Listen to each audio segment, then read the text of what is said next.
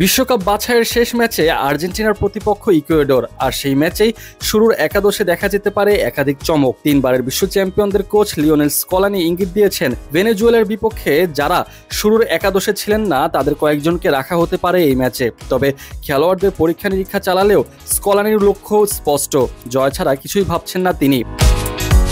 Argentine আক্রমণ ভাগে এবার আসবে বড় পরিবর্তন, কারণ বিশ্বকাপ জয়ী তারকা লিওনেল মেসি আগেই জানিয়ে দিয়েছিলেন ইকুয়েডরের ম্যাচ খেলবেন না তিনি।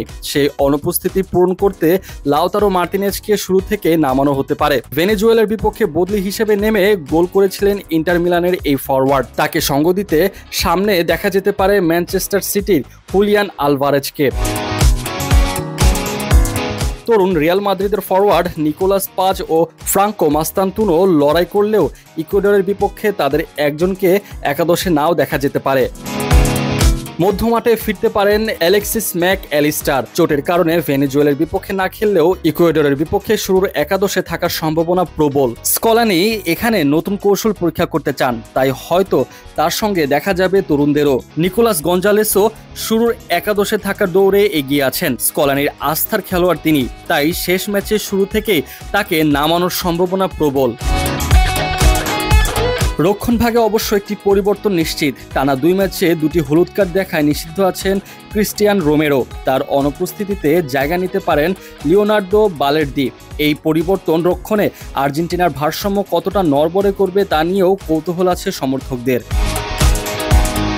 সব মিলিয়ে মেসি ছাড়া আর্জেন্টিনার এই ম্যাচটি হয়ে উঠতে পারে ভিন্ন রূপের পরীক্ষা। কোচ স্কলানি যেমন বলেছেন, জয়টাই শেষ কথা।